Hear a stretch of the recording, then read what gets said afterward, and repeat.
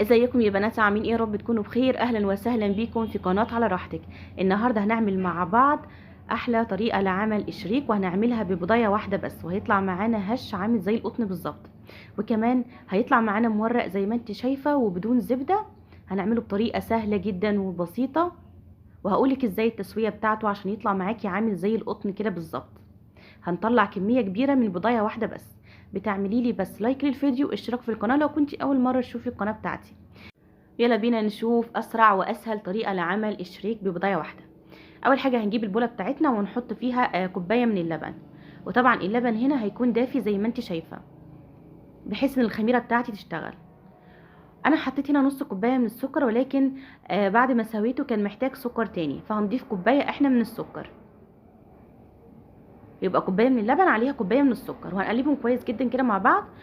وطبعا عشان خاطر اللبن بتاعي دافي، فخلاص السكر هيدوب بسرعه، مش هنحتاج ان احنا نقلب كتير. وبعد كده هنكمل مع بعض. هنضيف كيس من الخميرة الفورية، ما يعادل معلقتين كبار، وهنرجع نقلب مع بعض. ولازم اللبن بتاعي يكون دافي، ولا هو سخن جدا ولا بارد، عشان خاطر الخميرة بتاعتي تشتغل.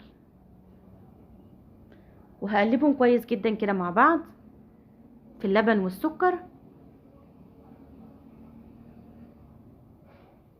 وبعد كده هنا معايا نص كوباية حطها زيت على سمنة، ينفع سمنة بس وينفع زيت بس انا حبيت اعملها ميكس كده ما بين الزيت والسمنة، وممكن كمان ينفع زبدة.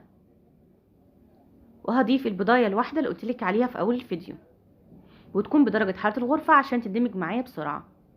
وهنزل عليها كيس من الفانيليا عشان خاطر زفاره البيض، وكمان هننزل بمعلقه من الخل عشان خاطر زفاره البيض، وكمان يخلي معانا الشريك بتاعنا هش.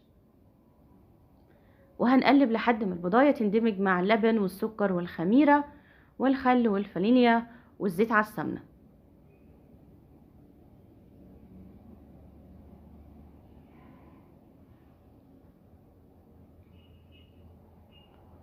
وبعد ما نقلبهم مع بعض كويس جدا كده، خلاص بتكون جاهزه معايا. نشوف بعد كده الخطوه اللي بعدها مهمه جدا. نقلب البيضه كويس جدا. معايا هنا معلقه من البيكنج باودر او الكيك شيف، عشان خاطر بيخلي معانا الشريك بيكون هش، ولو مش متوفر عادي مش هتأثر قوي على الوصفه. وهنقلب لحد ما يندمج معانا كويس.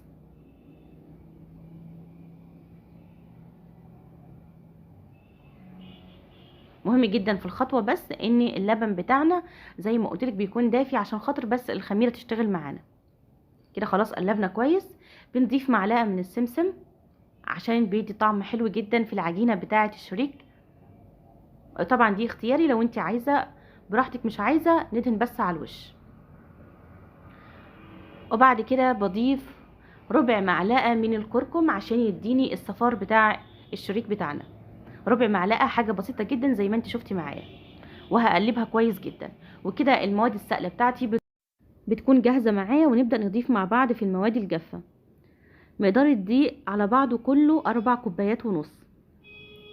هضيف كوبايه ودي التانية، وهضيف التالتة، وهبدأ اني اقلب واعجن. وبعد كده اشوف اذا كانت محتاجة دقيق تاني ولا لا، عشان نوع الدقيق من الاخر بيختلف، فيه بيشرب سوائل وفيه ما بيشربش سوائل. فمقدار الدقيق اللي انا اخدته كان معايا 4 كوبايات ونص. انت ممكن تاخدي 4، ممكن 4 ونص زي، او ممكن 5 على حسب نوعية الدقيق، وعلى حسب ما العجينة تكون السمك زي ما هقولك بالظبط. خليكي معايا لاخر الفيديو. اول حاجه انا مش بعجن خالص، انا بس بحاول اني ادخل الدقيق في المواد السائله اللي انا عملتها في الاول، بحيث اشوف اذا كان محتاج دقيق تاني او لا. وطبعا زي ما انت شايفه العجينه بتاعتي سائله خالص في ال3 كوبايات، فاحتاج ان انا اضيف الكوبايه والنص. هنضيفهم شويه بشويه لحد ما العجينه بتاعتي تتماسك وتبقى عامله زي الكوره.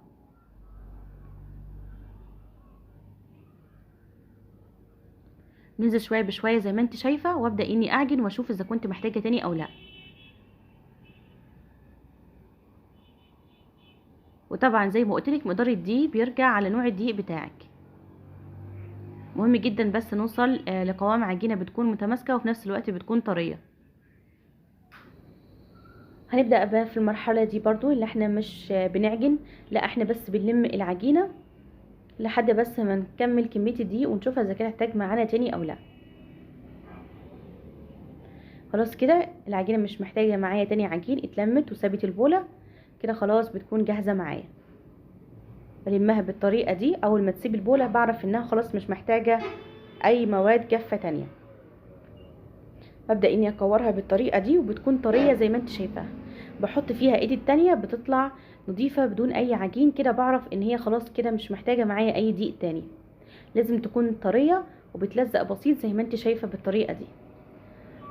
عشان خاطر اسويها هحط كده معلقة من الزيت واسوي بيها العجينة بتاعتي وهغطيها واسيبها في مكان دافي. طيب لو انتي بتعملي الوصفة دي في الشتاء وعايزاها انها تخمر معاكي بسرعة، فبنعمل ايه؟ بنولع فرن البوتاجاز لمدة 5 دقايق وبعد كده بنطفي عليه ونسيب الفرن لحد ما تبقى درجة الحرارة بتاعتها هادية، وبعد كده بنحط فيها البولة وهتلاقيها خمرت معاكي بسرعة. يعني ندفي الفرن حاجة بسيطة كده لمدة 5 دقايق ونسيب الفرن تهدى، وبعد كده بنحط فيها معانا الخميرة بتاعتنا بتخمر معاكي بسرعة بالطريقة دي. يعني نهيئ ليها الجو السخونية بس مش اكتر، او ممكن تغطيها وتحطيها في مكان دافي هتخمر معاكي بسرعة. بس دي طريقة العجينة بتاعتي، سبتها خمرت معايا وبعد كده اخدتها خرجت منها الهواء وهبدأ اني اشكلها معانا مع بعض. اول حاجة كده بحط في ايدي حاجة بسيطة من الزيت وابدأ اني اشكلها اول حاجة لكور صغيرة، بحيث ان كل كورة بتبقى معانا هي واحدة من الشريك. طبعا في الاول مش راضيه تتفرد منك عشان خاطر لسه عايز ترتاح معانا. مهم جدا بس ان احنا نقطعها على هيئه كور صغيره، لان الشريك لسه هيخمر معانا ولسه كمان هيزيد في الفرن فهيزيد مرتين. فنخلي الحجم صغير من الاول عشان ما لا يخمر ويزيد في الفرن يديني الحجم الوسط الحلو، ما يدينيش الحجم الكبير قوي. زي ما انت شايفه كده الحجم صغير جدا، ده بيبقى حلو في الاخر، هتشوفيه معانا في اخر الفيديو. باخد كوره كوره وببدا اني افردها سواء كانت على الصينيه او ممكن افردها بيدي، المهم انها تبقى عامله زي الشريط الطويل الرفيع. بنفردها كده وكده، بتتفرد معايا بسرعه العجينه عشان خاطر كانت معجونه كويس من الاول. المكونات بتاعتها سهله جدا وبسيطه، جربيها. الصفار البسيط ده طبعا جاي من ربع معلقه بتاعه الكركم. ببدا اني افردها كده خالص لحد ما تتفرد معايا بمنتهى السهوله لشريط طويل خالص ويكون رفيع. وزي ما قلت لك ما نكبرش في الحجم لانها لسه هتزيد في الخمر او هتزيد في الفرن. خلاص كده ده الشريط طول وانا ببرمه كده. خلاص كده طول معايا على الاخر. يلا بينا مع بعض ازاي نشكله. حطه كده على الصينيه بتاعتي وهفرده. مهم جدا بس ان السمك بتاعه بيكون واحد، يعني في النص ما يكونش تخين وعلى الحواف يكون رفيع، يكون واحد زي ما انت شايفه بالطريقه دي. بس وهبدأ اني ابرمها بالطريقة دي والفها كده حواليها، والطرف ده بنحطه من تحت عشان خاطر ما احطه في الفرن ما يفتحش مني ويبوظ الشكل بتاعي. برصهم بالطريقة دي وبسيبهم برضو يخمروا كده لحد ما يضاعف الحجم زي ما انت شايفة بالطريقة دي. وزي ما قلت لك بخليهم يخمروا مش زي معايا بسرعة لو كنت في الشتاء. بدفي بس الفرن حاجة بسيطة وبعد كده خلاص بحطهم وبيطلعوا معايا مرتفعين زي ما انت شايفة بالشكل ده. نعمل مع بعض الدهان بتاع الشريك.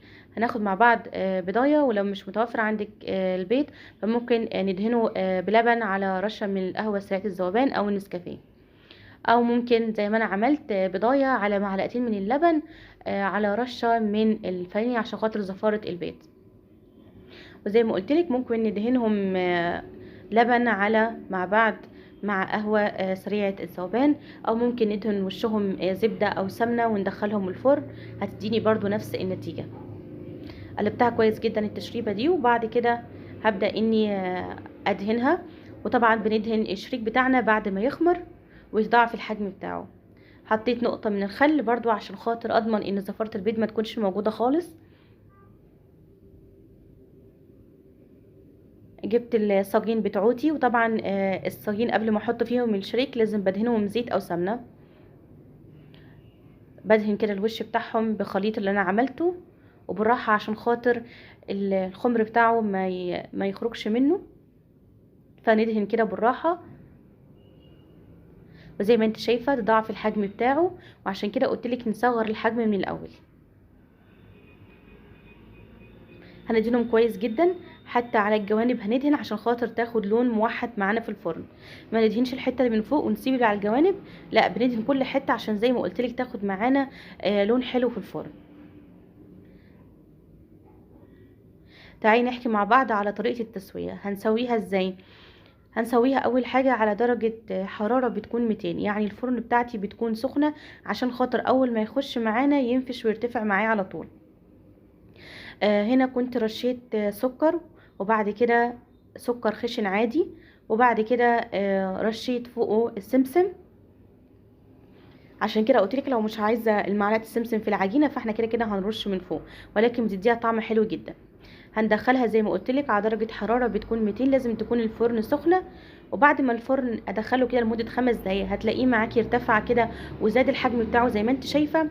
بهدي عليه النار لحد ما يستوي معايا عشان ما يتحرقش مني ويطلع في النص عجينه. اول ما الاقي خد لون من تحت بولع له الشوايه.